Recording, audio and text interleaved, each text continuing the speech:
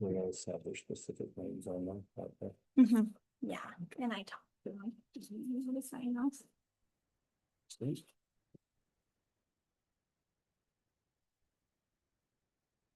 No.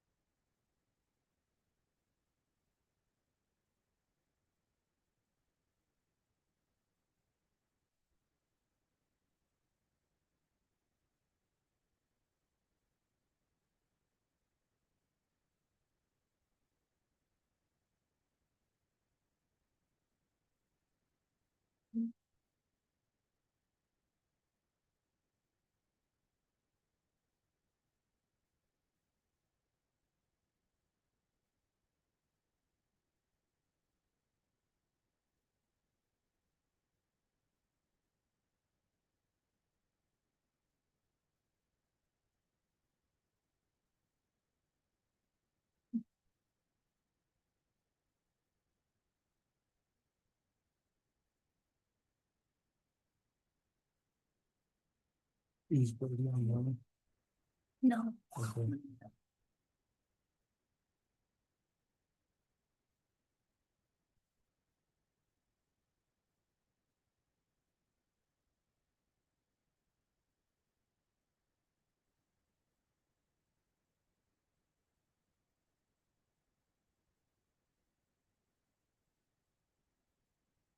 Okay.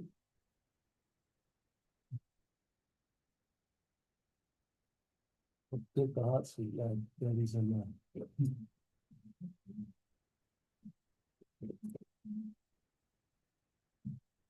Okay, I'm gonna go ahead and get our meeting started. As I see, we have a quorum present. Thank you for coming out to the Syracuse City work session on October 28th. Our first item of business tonight is public comment. This is a chance for anyone in the public to make a comment, to let us know. It could be something you'd like us to look into in the future, or it could be a comment on something that we have on the agenda. This would be your opportunity. You get to take up to 3 minutes. Is there anyone that has a public comment tonight? Seeing none, I will go ahead and close public comment. And we will move right into youth court, because I can see that that is why we have most of you here tonight. So let's start. We have an annual report from our youth court coordinator. Thank you.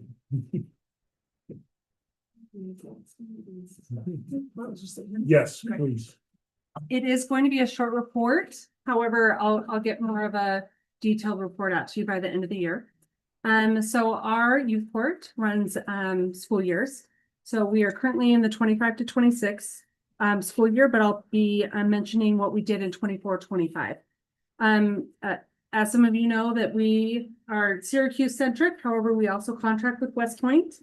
And so we do have some West Point cases here, but they are they probably make up 4 or 5% of all of our cases.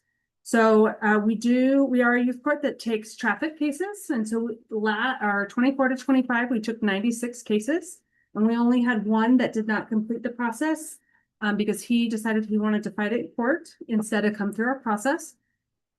All the best to him. Hopefully he, was successful, but the majority of our cases are speeding cases. There are some that are over 20, 25, and those are some of the more serious cases. But we've also seen an increase in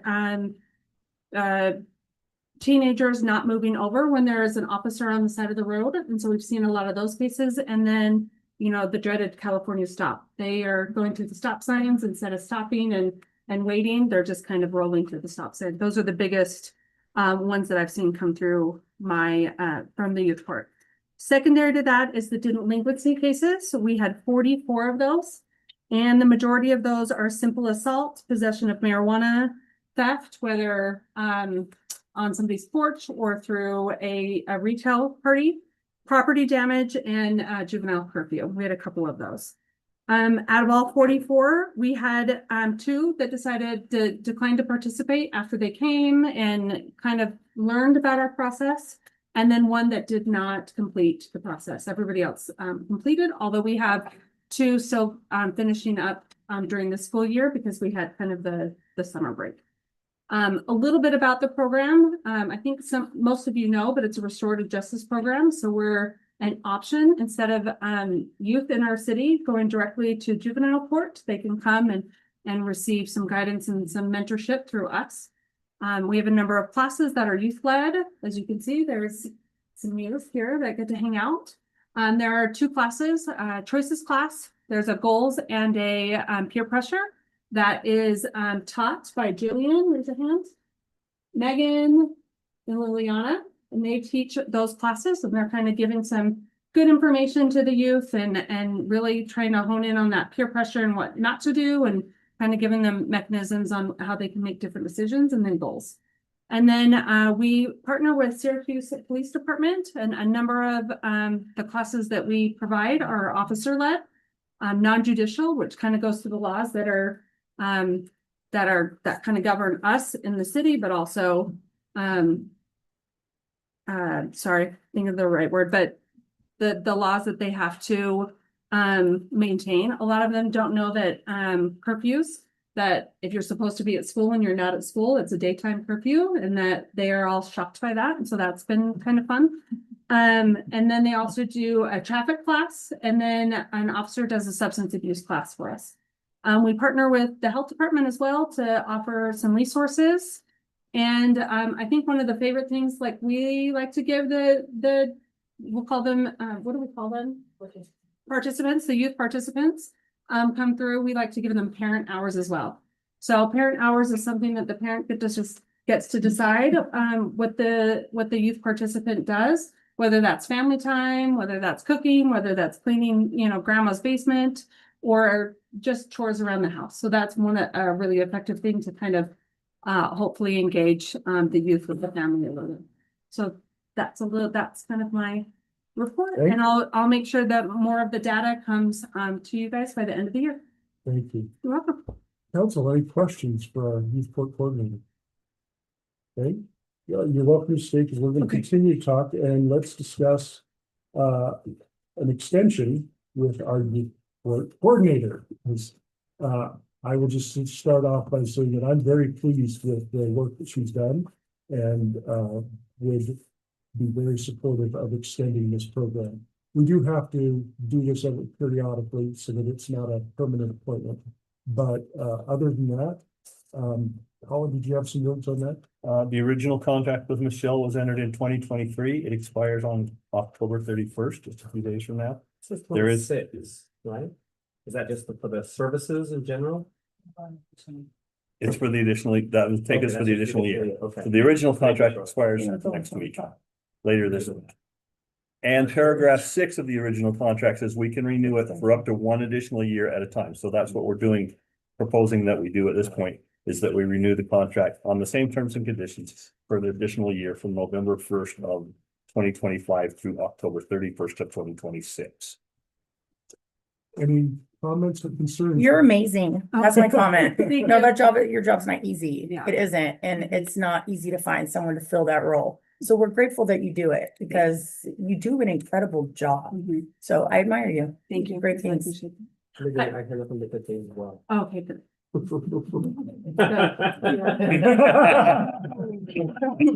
right. It's like you sit there, but I was If- like, Right, if I can also mention, these youth volunteers are amazing, but we also have some adult volunteers with us.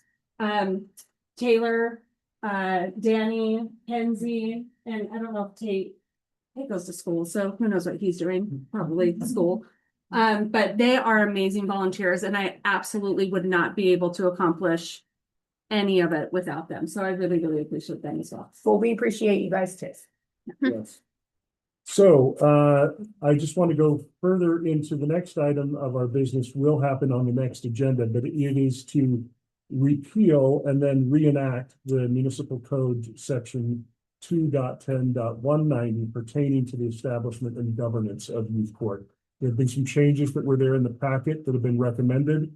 I'm assuming you all had a chance to read through that. Are there any questions or concerns with those changes? Any questions or comments on going forward? would you all be okay if we put this on the consent agenda? Yeah. Yep. All right. So we will do that. And now for the really fun part, we are going to administer the oath of office to our new youth court members. And we'll turn the time over to our deputy recorder, who is here to do that tonight. Okay, if you guys just want to stand up wherever you're at, since there's a lot of people in here. Okay, so raise your right hand and repeat after me. I state your name. Do solemnly swear that I will support, obey, and defend I will support, obey, and defend the Constitution of the United States the Constitution of the United States and the Constitution of Utah, and the Constitution of Utah, and that I will discharge the duties and I will discharge the duties for the office of youth court for the office of youth court with fidelity. with fidelity. Okay. Put your hand back up. Thank you.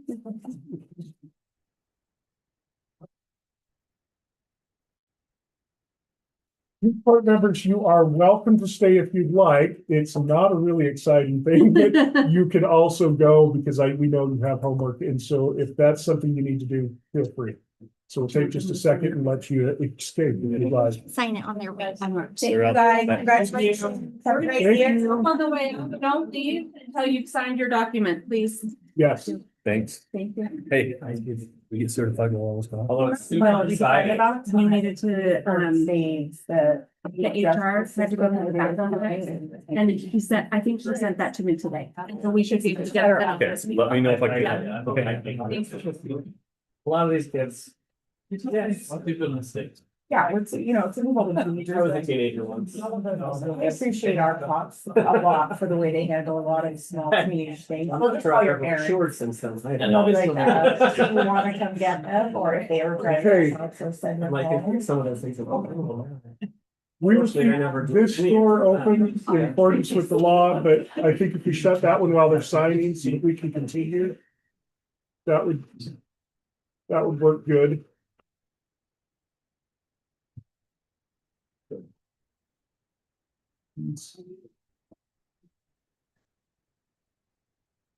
Okay, so our next item is our planning item on the agenda tonight. This is a proposed amendment to the Syracuse City Code, section 5.35.60, prohibiting mobile businesses from locating in public rights of way. Thank you, Noah, for coming forward.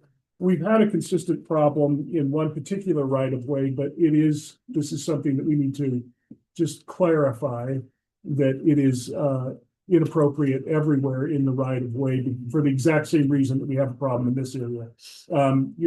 For example, roundabouts are a very difficult place to expect people to stop or alter their path, and that has been some cause for concern. The other part of this is that we've had complaints from, we do have to keep the door open. Okay. So the other part of this is that we do have complaints from brick and mortar businesses who say, why is it I have to comply with the law and these mobile vendors who just pop up don't? And I think that there is some point to that when we consider some of those who are, for example, they say, well, I'm a mobile business and I have to go and pay a fee every time I'm at a farmer's market, but this guy doesn't. So this is why we have to kind of reinforce this and clarify the law. Do you have any other parts you'd like to bring up, Noah? Or just kind of... Yeah, this item is kind of a multi-departmental item. It has aspects of, the legal aspect. There's also law enforcement when some of these people are in violation. This is it's a civil type thing where it's not a criminal type thing, but conducting business without a business license is why it's in the community development, because they're potentially local businesses, future local businesses maybe. And so if you're going to sell anything in the city, you have to have a business license, and these people do not have business licenses, so that's a problem. Colin's the one who drafted up the agenda, so the amendment, so I'd defer to him on any specifics of the actual language, but basically, we just want to make it super clear that you cannot sell anything in the city in the right of way, especially publicly owned land, without a business license. What you say. They pop up in the most inconvenient spots They too, do. like the one across the street from the auto place down here, that was next to a giant hole in the ground. Yeah, So I want to bring this up because we had an incident this weekend with the pumpkin walk. We had a business that supposedly has a licensed business in another city that just popped up and wanted to sell in the middle of our pumpkin walk without permission. And I think the debate was, we were able to say you couldn't come into the park, but do we have the authority to, and this is why I'm asking this as a question, they just set up in the middle of our parking lot, which is the school's parking lot, shared, is that, I mean, what can we do? How can we manage that? Because in my mind, that wasn't really fair to other businesses that somebody just shows up and starts selling out that of. is so audacious, you It know, really is. that is some audacious behavior. And they kept creeping into Pumpkin Walk and capturing the people who were in line too, which was wrong, and we had to chase them out multiple times. Which is why I asked the follow-up question, not only what can we do to stop that, but is there something that we can do that is more impactful when they don't comply? You can trespass them, can't you? Well, we've worked with the police department to create a civil citation. So if you're conducting business, there's two parts of that. You have to have permission from the landowner, which if it's our land, we They didn't clearly get don't, permission, yeah. they can't be there. And they have to have a business license. Mobile food is an interesting one. They have some lobbyists. There's some state law that allows them to have reciprocal registration. So if they're registered in another city and they have the health department, they can conduct business, but they still have to have permission to be on location. So we could issue a citation, a trespassing, because they don't have permission.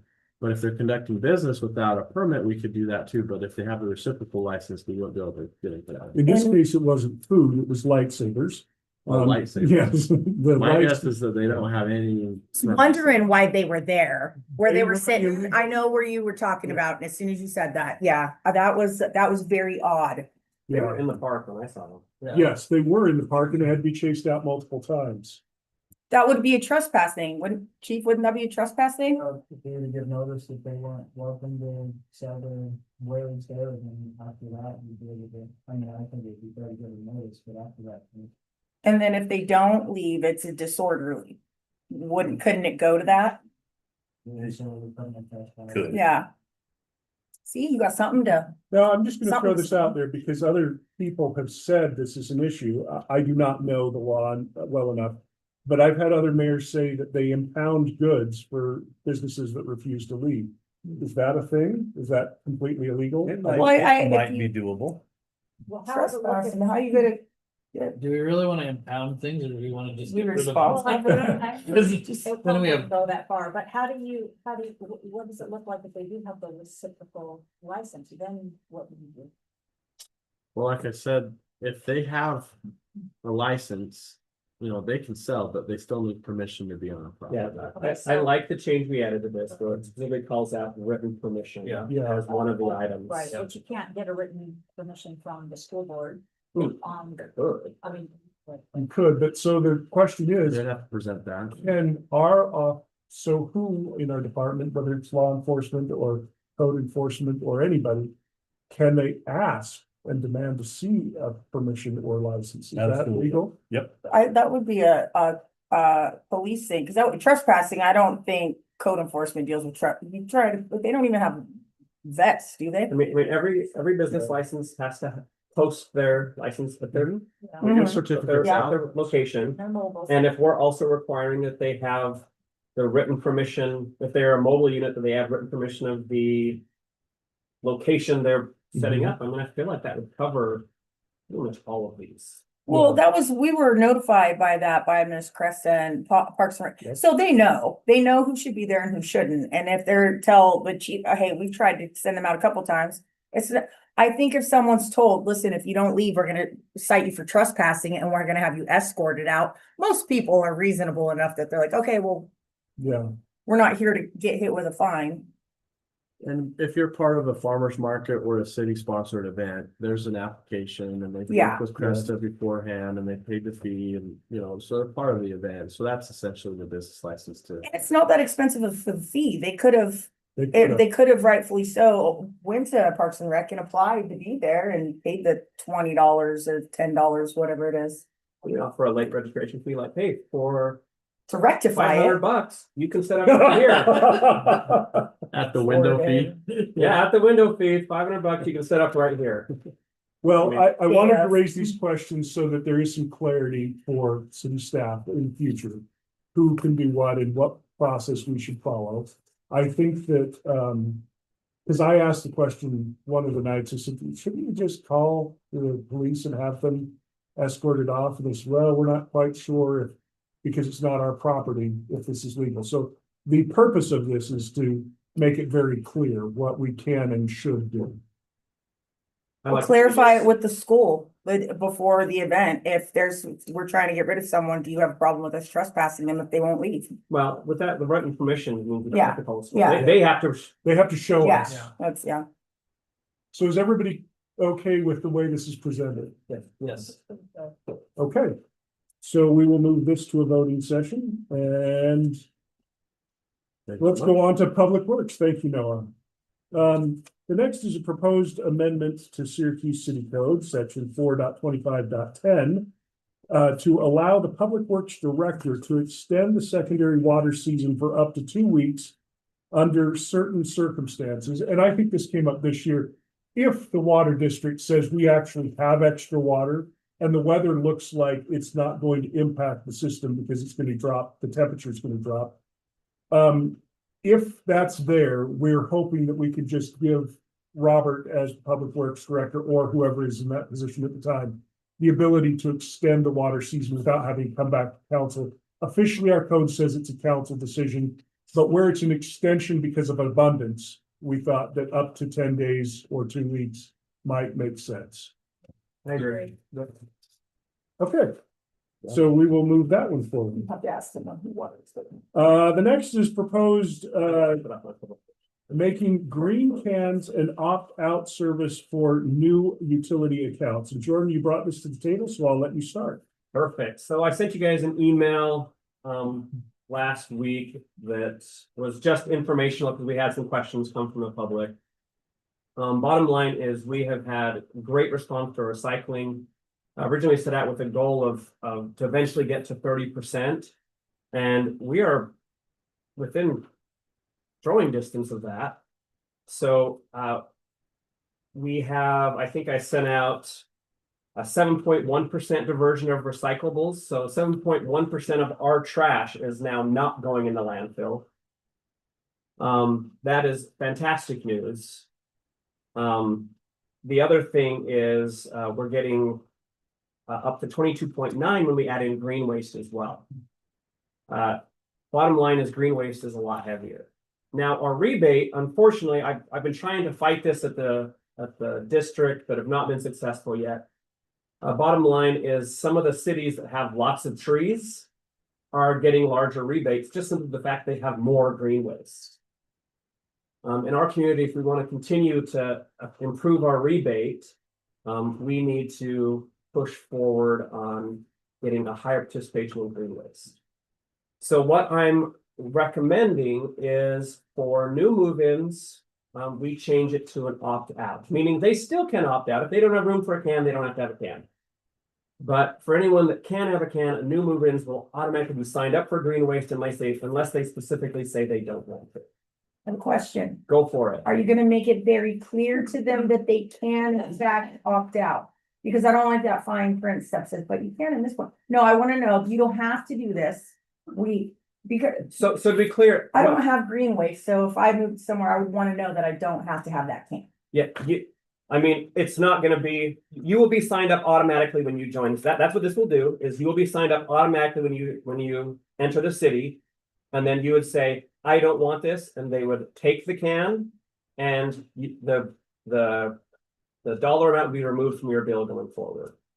But that would mean that we would have to go pick up the can. That's true. So here's my concern with it. The recycling, I like having that as a, yes, you have to recycle because everyone has recyclable materials. We all have recyclable materials. Making it an automatic opt-in with new move-ins. I mean, a lot of what's being developed in Syracuse now is townhomes. It's a 10 by 10 yard. Very small 0.1 acre lots and things like that.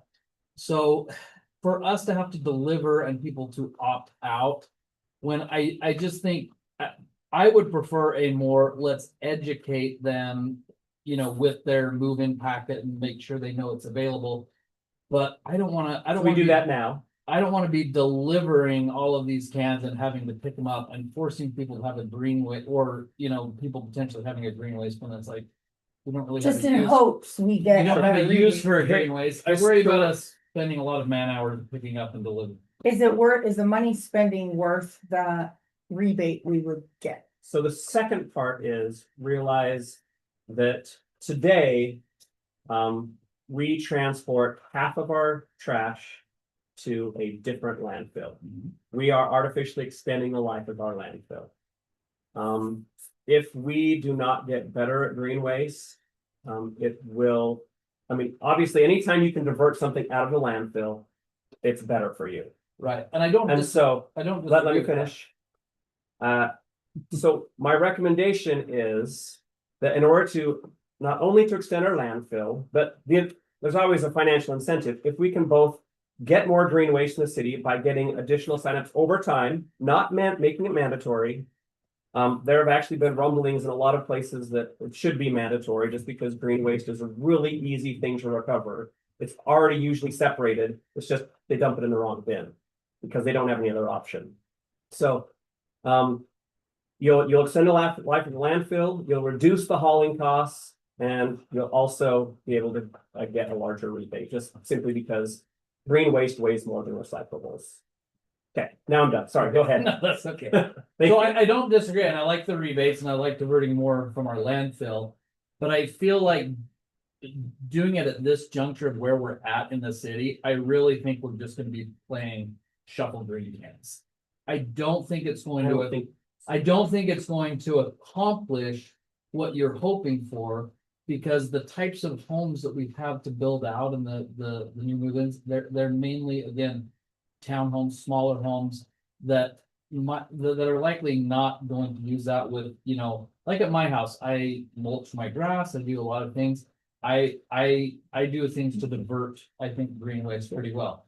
I think I would prefer, if that's our goal, a more public education, maybe social media campaign. But I still think an automatic opt-in and a green waste can moving forward, in my opinion, is not the way to accomplish what you're hoping to. Because I just don't see all of the new stuff coming in. I don't think they're going to divert a whole bunch. It's all of the, you know, those quarter acre to half acre lots that are pre-existing and. Sure. Just so you know, data disagrees with you. Okay. Historically speaking, a opt-in program usually diminishes over time, where an opt-out program, even if just for new move-ins, will increase over time. So data disagrees with what you're saying. It's like this I is think it forcing will- Well, something that's, on people data that's disagrees with the opt-in, benefit opt-out, but You know, it doesn't okay, necessarily guarantee that just opting them in different because you makes can't them break that use- down. Sure.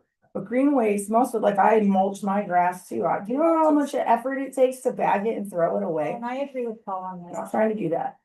For instance, you know, just anecdotally, my son just bought a house in the city of Syracuse, a townhome, and it's an HOA, and he doesn't touch the yard. And he has it on. So he would be a good candidate to opt out. Agree. Yeah, but why would he But even yeah, want we to still use have a place? can delivered that we then have to go. So pick for up. me, the way I try to compare things, the most reasonable use that we would spend that money on is just getting a wood chipper and hiring a human and say, drop your stuff off here, we can use the chips. Great. do Rather that. than that, but that doesn't help your rebate, and that's the whole point of what you're pushing for. is No. the rebate. The rebate was a reason that would hopefully incentivize us to do it. No, that just pissed me off. The reason we would do this is because we are filling up the landfill and we still need to get better. We have not hit the 30% goal we originally set. And in large part simply because green waste is a lot heavier. Recyclables, we're actually doing great. Mostly grass, right? Grass, branches, everyone's turning out their gardens right now and throwing it in their black can. Throw it in, people. Okay, Throw it so- in. But I still think the answer is getting the existing citizens aware of that and informed. It's able, And yeah. having I them don't think sign up, forcing on and All right. having them sign up. So I'm starting to hear the conversation repeat. So let me just interject here and say, do I have 3 people in support of moving this forward? I have Jordan. Anybody else in support of moving this proposition forward? Okay. All right, so that's gonna die there. Can we request that we do a bigger informational campaign? Just because Support that. this is causing problems. Okay. At the landfill. All right, noted. would support that. So let's go on to our next item, which is proposed amendment to Syracuse Municipal Code 415, allowing reduction of water bill in the event that an identified leak fixed by a property owner. So roughly, this is if they do fix it and can prove that it was a problem that was fixed, we could allow a one-time reduction. And it does say in the language, it would be once every 3 years would be the most frequent it could apply. So, I love this. okay, There's I've had, some of the houses in Syracuse are getting kind of old, and I know some people in my neighborhood, some people that work for the city have had little tiny leaks that have shot up there, and then they couldn't find the leak. And I think this will help alleviate a problem for people who are already struggling that end up with an extra problem that Well, need an and emergency and fixing. I think it's a good idea, and and you don't realize there's a problem Until until you get that. Way up there, yep. I deal And with that's a from lot months of, before. yeah, I So deal with a you're lot already of another one. different cities with utilities. And a lot of them do have a similar policy that, proof of fixing the issue. I think it is so helpful because again, you don't know until you get that. okay, And it's bill such an that there's issues. unfortunate Yeah. circumstance, every time, you're not prepared for it. okay. We like All right. this. So I'm seeing a majority in favor. Is anybody against this? Okay, I'm gonna just move this one forward for a vote on This our is very November human meeting. of us. I like this, things Okay. like this. Our next item is regarding proposed amendment to the Syracuse City Personnel Policies and Procedures. Steve, I'm gonna let you take it away. There's quite a few smaller changes. Yeah, a lot of these are just minor tweaks and changes. There are two that are more substantive. One is our on-call policy. We're just kind of revamp. Better define what is considered on-call, what's expected, why you're on call. There's also different parts of the policy. We want to make sure that employees are clear that if they're not on call and they're getting after-hour texts or messages from their bosses, they're not required to respond unless it's urgent. So we wanted to clarify that flip side as well. The other one is AI policy. So we're trying to obviously get ahead of the game. Maybe we're not ahead of the game to adopt an AI policy for the city. It is growing every year. We're trying to make sure that we have a policy to review any new technology, make sure the general consensus it works for the city before we have employees use that. I'll leave it at that. If you guys have questions for me, let me know. Any specific questions? Has there been a problem with employee overtime? In terms of, no, it's just more of a clarification as now we have, Teams and email and text messages. We don't want employees to feel like they have to respond after hours to supervisors, and vice versa. Supervisors should know not to reach out to employees unless it's really urgent or they are on call and expected to. Well, make sure they know their internal anxiety from previous jobs is not a reason to feel like they have to. I would say this, that I think that the way the business world is working today, it's becoming accepted that if you use a social style communication like a Teams or a text message, the assumption is that unless it's marked urgent or unless that you don't have to respond until the next time you're at work. But in a city situation, it's nice to have it written in policy so that somebody doesn't misunderstand, or somebody who is newer to those type of situations actually has something to fall back on and say, well, I didn't know. But it is becoming kind of the social norm that you can email somebody when you think about it on the assumption that they don't have to address it until they come into the office. That's Yeah. great. My ADHD will email you at 2 a.m. with a preface of, please do not respond until you're at work. Yeah, yeah, I think we're moving towards people just understanding that, but you're right. I mean, sometimes it's like. You gotta write it in there. Yeah. Okay, so it looks Think like about that's gonna go forward without any hitch. So we'll put that. The next is, we have a discussion regarding term limits for Syracuse city officials. Jordan, you instigated this, so I'll let you That's a start off. rude way to say it. Instigate. Yeah, it sounds like you're already being disrespectful to the topic. I would like to read what I sent to you guys, if that's all right. So it says term limits are popular among voters, but not popular among those already in office. It's very rare for someone in power to potentially limit themselves or vote themselves out. Some claim there aren't enough qualified people to serve, or the pool of candidates will become too small. I disagree. If we can't find 6 people to be elected officials out of 40,000 residents, we have much bigger issues than term limits. It doesn't take years to learn how to be an effective mayor or council member. I personally have seen the talents and expertise of many individuals in our community who could step up tomorrow and make a big difference in these positions when openings become available. In the 2024 general election, 95% of incumbents nationwide who ran for re-election won their bids. That statistic includes congressional, state, and local offices in over 50 states. We must therefore conclude that the U.S. Congress has the most qualified people available. I simply do not believe this to be true, given the current state of affairs in the nation, but it does illustrate the power of incumbency. This is why many great people don't throw their hats in the ring. The incumbent has an advantage. Term limits will open the gates for many amazing people to run for office, campaign, and actually have a chance at winning. This isn't about fixing a problem we have, but rather preventing the problems we see playing out in other locations from ever occurring here in the first place. Okay. Who else would like to chime in? So my biggest question is, and I had Cassie pull some data for us. And you specifically had mentioned in the code that you wanted to limit to 3 terms, which is effectively 12 years. In the past 20 plus years, 25 years, we haven't had anybody serve 3 terms. What problem are we trying to solve by enacting new city code? You want me to read that again? Here, No. sorry. But you're saying, hey, and you're a data person, Jordan, so you're saying, hey, I'm projecting, I don't want this to happen in the future. If history predicts future at all, we don't have this problem, nor should we in the future. Nor do I believe we should limit any citizen's right to run for public office, nor limit the choice of our citizens to elect that person. Mayor Michael Gailey ran unopposed. We have 2 people running for mayor in our current term.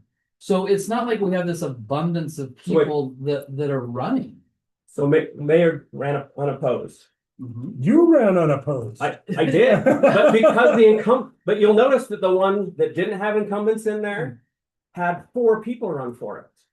People are more willing to run for office when they're not running against an incumbent. Well, Because the understanding is why they're just gonna get reelected. Yeah, That's why a lot of people don't vote, is like, why people in there are just gonna get reelected. Data shows that the And the incumbents data proves very that. seldom Okay. lose. So I would like to propose that maybe I like data this. nationwide says that, but I would say the data in Syracuse says the exact opposite. I don't think that we're doing it just because to prove a point in That's- Syracuse. Then It's putting it in place in every city. It's relevant, especially in this state. It's relevant. Everybody likes term limits unless you're sitting in this seat. Even in this seat, I like term limits. I think they're important. Because yes, many people won't vote because they feel like, why? They're just gonna get reelected.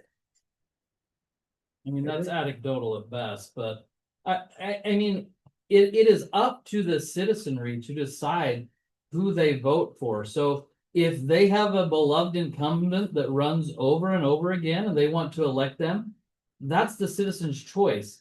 I don't think a 5-person council should be limiting any citizen's right to run for office. And I think the state law even indicates that that could be problematic if challenged. It's not limiting their rights. They can run, they get up to 3 times. They be elected 3 times. I don't think that's, I really don't think it's going to It happen doesn't again. prevent anybody. I don't from want to running. enact code that is going to to solve a future problem that may never come about. What's interesting is when we talked about this before, the people around here thought of several instances in other cities that is already a problem that they can't get rid of. Because the incumbent always wins. Not in Clinton. Not in Clinton. Sure. Mayor Stainer Sorry. ousted an incumbent. 95% of If it. we're 5% of them lose, you're right. But in misrepresented. any given city council election, we're on a 3-2 rotation. Yeah, We're on a You're about 3-2 the tiebreaker. rotation. So they're never gonna be always up against an incumbent because the chances of all 3 or both running again is probably very slim, especially when we look at the historic numbers of how many terms people serve. We have a handful of people that have served 2 terms. Do you think there should be term limits at the national level? Oh, we're not there. We can't talk about that. That's a completely Different different topic. subject. I'm allowed to ask a question. Did Big Pharma donate to your campaign? Different topic. No, we are at this level. I self-funded both times I've run for city office. I'm not in the pocket of some special interest group. I am beholden to the citizens, and I think the citizens should have the right to choose, regardless of whether it's an incumbent for multiple times or whether it's new citizens who are saying, I am unhappy with that incumbent and I'm going to oust them like Mayor Stainer did. I would point out that I think that we do have to consider that the Utah League of Cities and Towns have put forth a legal opinion that this does not hold up in the state.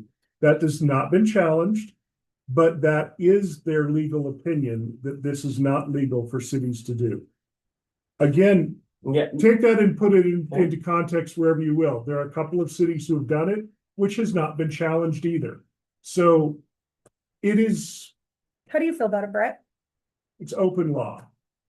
I don't have a problem with term limits, but I think I agree with what Paul said, that there needs to be a reason to do this, and I don't see that there's a reason or a problem right now that needs to be addressed. I agree with that. Okay. What I'm hearing is there are 3 that don't support this going forward and 2 that do. So I'm going to declare that this one ends and can be brought up at a future meeting.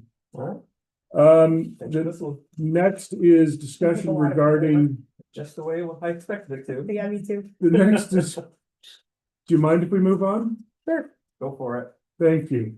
The next is discussion regarding the winter homeless response in Davis County. This is and I'm taking this one, this is just by way of information. This is not something that we need to act on, but I wanted to bring you all up to date because this law has changed dramatically this year and has changed dramatically for each of the last 3 years. The current response is that the county has now bought an old building. It's not very old and it's extremely nice. This is going to be the nicest homeless warming center that I've ever heard of. But they've bought one in Clearfield and they are planning to do a code blue response on that in that facility. If you're familiar with the Talia's Event Center, or it used to be Bogey's, which was a bar, this is a very nice facility with granite countertops, stained glass windows, and a wrought iron fence and gardens all around it. So it's a very nice facility. The county bought this. They plan on using it. The most important thing is that it is volunteer manned, and there are 3 shifts every night. So they're looking for 3 people per shift. What I'm hoping we can do as a city, and I'm really reaching out to all of you council members, please encourage people, if they feel like they could, to be a part of the response, because if that's sufficiently manned and it is an acceptable response, then this goes forward with little impact on us as a city, but probably a big impact on those who are displaced. Are there one of the changes in the law this year is that there will actually be a search component to reach out to try and find people. We have yet to hear from the state what that means. And we're still trying to find out actively because different people have interpreted that to mean different things. That it's just if found by like local patrol, there is no component where like law enforcement has to transport people. That was suggested in Utah County. It has not been upheld by the state. They are allowing one pet if someone, because a lot of these people who are in that situation have pets and they won't come without them. I think the biggest issue is they just can't bring a whole herd, which did happen last year. Somebody tried to bring 6 animals with them, and that's a lot to be managed by one person. Anyway, are there any questions? Yeah. Yeah, go ahead. You just said that there is not yet a law enforcement component to it. How do we feel about allowing our law enforcement if they come upon it because it's close to transport someone there? I feel like it's an okay, and I think it's something we should talk about. That way they know it's. I'm okay with that. It is not a state component, but yeah. Yeah, that for our own peace of mind in our city, that if they're able to and come across it, being able to transport someone there. As long as they go willingly. Well, yeah. Oh, yeah. Always, yeah. No, But- you But check. like, Get in, there's not a law enforcement component to it. It leaves a question, you know? So I raised that issue because in Utah County, they were using law enforcement to do search and find. Of course, it is 100% voluntary. No one is forced to go to this warming shelter. The purpose is to keep you warm when temperatures are expected to drop below freezing. It is interesting that this facility is barely beyond our borders. It is right off of Main Street by their city hall. So the address is 2200 South. It is very close. So that is a good point. And if you approved of that, I guess I don't have any issue with that either, but it would be us taking something on that is not required. I'm not It will saying take go hunt time it for- down, go hunt them down. I'm saying if they come across it and it's, they got them, they're like, hey, do you want to ride over there? Like, it's okay that they do that. Time permitting, I don't want them to not be doing something else that they were supposed to be doing, but yeah, if it's a slow night. How does our chief of police feel about that? That's not an issue for us to transport them. We're happy to do it. Certainly, it gives us an opportunity to get them somewhere safe and warm, and I can assure you that our officers would intend to do that from the get-go, and your support was added reason to do so. So I think that that's as good as just a head nod that we accept that and they can do that. What if? It's reassuring. What if a citizen, a resident wants to transport? I think that's They're up to them. That's so his- they can go to Yeah, the- Whatever they want. Pick up hitchhikers all day long, you know, it's fine. Yeah. Yeah. Colin, you had. I've heard some talk about code red in the summer for nights that are gonna be above 90 degrees. Yeah, Is this just code blue or is this it is code? just code blue. Code red, this point in the state only applies in Utah, in Washington County.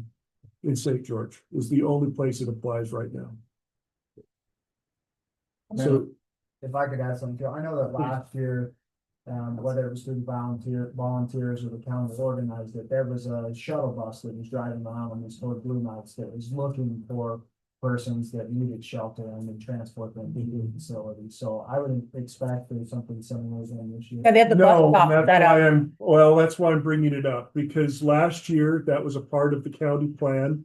And we did have a bus and there were scheduled pickups, so people, if they could get to that, was there. Utah State Legislature, one of the changes they made this year is they threw that out and said, we're not asking you to do that because it requires regular stops, and they're promoting that all the warming shelters need to be within walking distance of mass transit. I do not really feel like this one meets that criteria, to be honest, because it's about a mile away.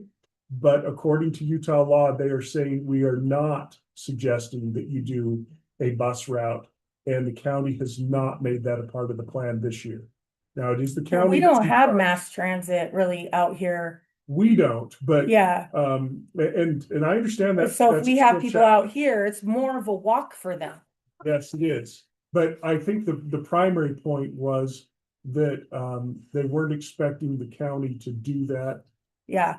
They may change, but right now the plan is that is not part of the bill and it is not part of the plan. So it did happen last year. There were regular stops throughout the county that transported people to the warming center that was in case. And they were used. Yeah, Also, they were were used. It was not like they didn't use them. They were no, it used. was used. Yeah. Just by way of volunteer opportunities, sometime between the 1st and the 3rd, they are going to organize, and I will get an email out if anybody wants. They are going to organize a move from the Kaysville location to this location during the first couple of days of November. They did not have that done yesterday. Yesterday, I went to film a promo with the other mayors of the county to just help people be aware that this is out there. Not my idea, but they did do this because I'm not really fond of being on camera. But anyway, it was, we did do this and we're going to try to get people aware that it's out there. They have had donations in the past for winter clothing, and they've had some restaurants donate breakfast at time or two. So those are things that are opportunities that people could volunteer for. It's been a good program. Well, yeah, it keeps people alive. Anything that'll Yes. keep someone alive is. Well, let me expound on that then and say, it's not just about keeping people alive.